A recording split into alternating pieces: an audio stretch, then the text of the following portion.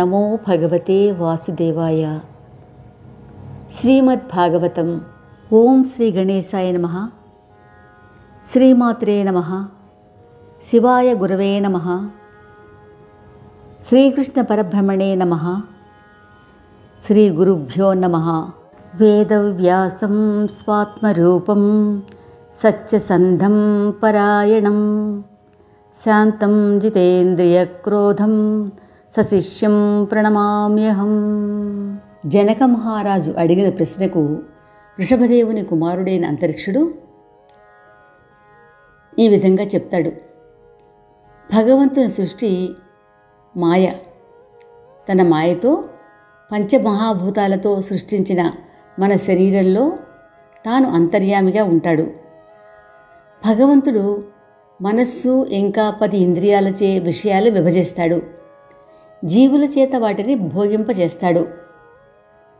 విషయాలను భోగిస్తూ అవే స్థిరమని నమ్ముకుంటూ దేహమే ఆత్మగా భావించి దేహం పట్లే ఆసక్తుడవుతున్నాడు జీవుడు. ఈ ఆసక్తితో అనేక కర్మలు చేసుకొని వాటి ఫలరూపాలు సుఖదుఖాలు అనుభవిస్తున్నాడు.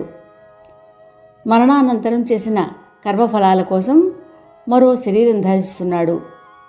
ఇది మాయ యొక్క శక్తి అని వివరంగా చెప్తాడు. ఈ మాయ ఏ విధంగా దాటాలి అన్న ప్రశ్నకు వృషభదేవుని మరో పుత్రుడు, మాయను దాటాలి అంటే సద్గురు సాంగత్యం లభించాలి.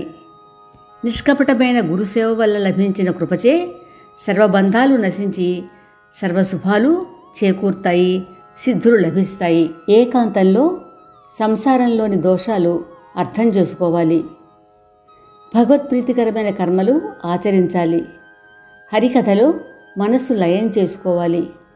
భగవద్భక్తులతో పరమాత్మను కీర్తించాలి. ఆ విధంగా శాంతిని పొందాలి.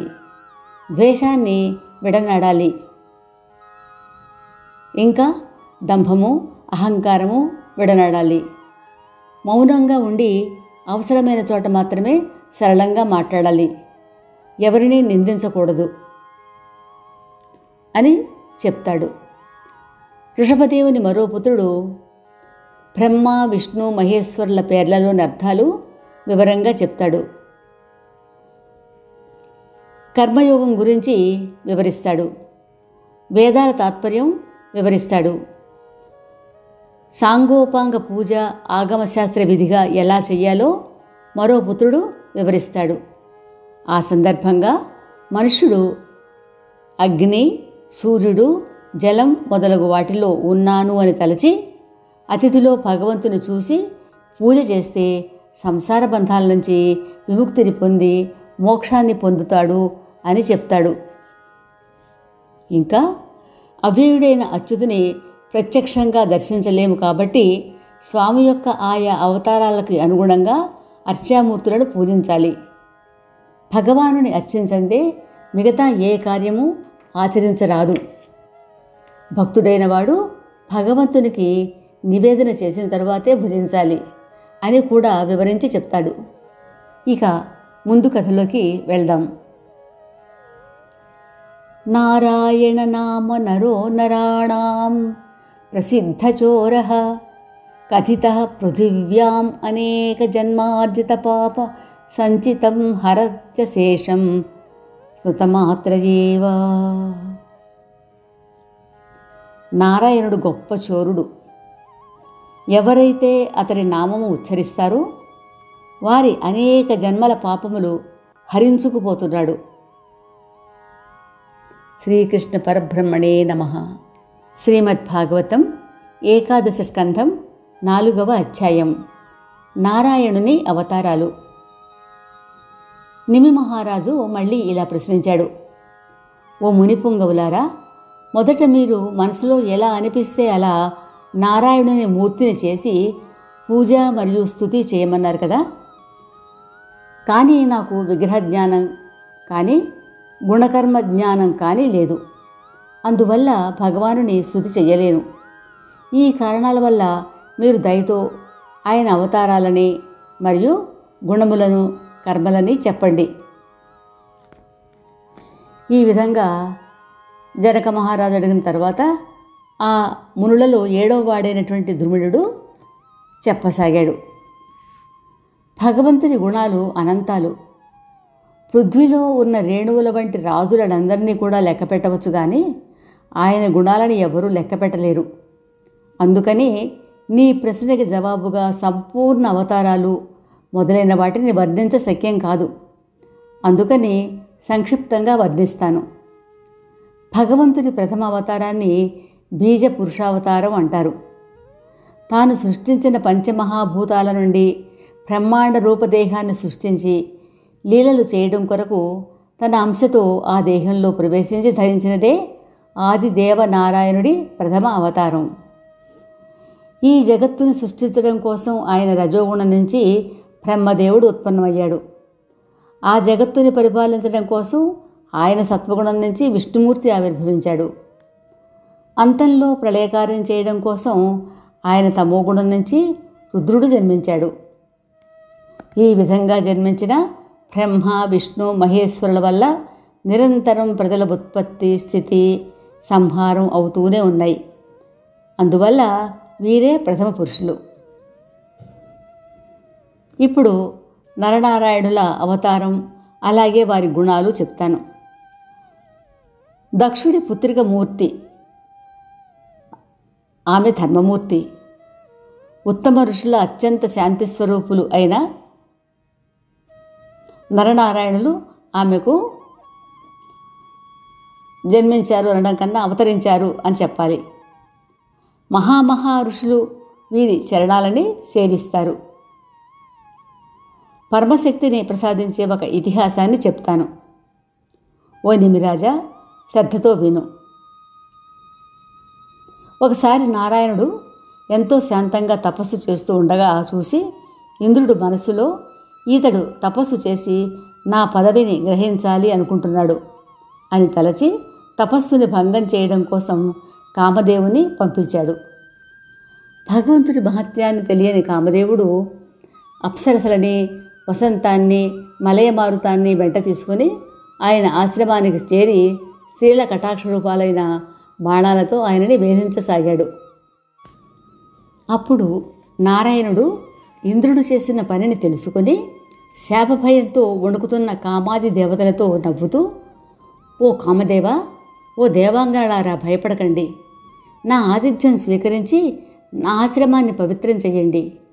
ఎందుకంటే ఏ ప్రదేశంలో అతిథి సత్కారం జరగదో ఆ ప్రదేశం శూన్యం అనబడుతుంది అని చెప్పాడు.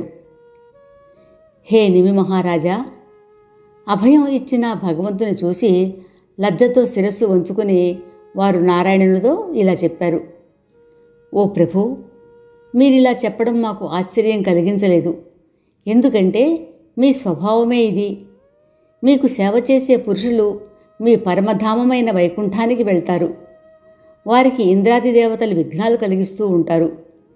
మీ సేవ చేయని వారైనా మిగతా పురుషులకి ఎవరైతే దేవతలకి యజ్ఞంలో ఆవిర్భాగాన్ని ఇస్తారో వారికి విఘ్నాలు కలిగించరు. కానీ మీ సేవ చేసేవారికి మీరు రక్షకులు. ఈ కారణం వల్ల మీ భక్తుల విఘ్నాలు తలపైన కాలు పెట్టి మిమ్మల్ని చేరుకుంటారు. మీ భక్తులు విఘ్నాల తలపైన కాలు పెట్టి మిమ్మల్ని చేరుకుంటారు. ఈ విధంగా చేసిన కామాది దేవతల స్తుతి విని తన యోగబలంతో అద్భుతమైన రూపం గల సుందర శృంగారయుక్త స్త్రీలనే పుట్టించి కామాది దేవతల అహంకారం దూరం చేయడానికి వారికి చూపించాడు. వారితో ఈ కన్యలలో ఒకరిని మీరు తీసుకోండి అని చెప్పాడు. వారు, మేము తుచ్చమైన వారం, ఈ సుందరాంగనలు ఎక్కడా, మేమెక్కడా అన్నారు. అప్పుడు ఆయన, పోనీ మీతో సమానమైన కన్యనే తీసుకోండి అని చెప్పాడు. దేవతలు మళ్ళీ, మాతో సమానమైన స్త్రీ వీరిలో ఒక్కటి కూడా లేదు అని చెప్పారు. అప్పుడు భగవంతుడు, పర్వాలేదు తీసుకోండి, ఆమె మీ స్వర్గానికి భూషణం అవుతుంది అన్నాడు. భగవంతుడి ఆజ్ఞానుసారం అప్సరసలు ఊర్వశిని తమతో తీసుకొని ఆయనకు నమస్కరించి స్వర్గానికి వెళ్ళారు. స్వర్గంలో ఇంద్రుడికి నారాయణ మహర్షి మహిమని వర్ణించి చెప్పగా ఇంద్రుడు అత్యంత ఆశ్చర్యచకితుడై మహాభయాన్ని పొందాడు. ఈ ప్రభువే హంసావతారం ధరించి సంపూర్ణ ఆత్మయోగాన్ని వర్ణించాడు. అలాగే దత్తాత్రేయుడు, సనక సనందనాథులు, భగవాన్ ఋషభదేవుడు, మా తండ్రి వీరందరూ విష్ణు రూపులైన తమ అంశలతో జగత్ కళ్యాణం చేయడం కోసం అవతరించారు.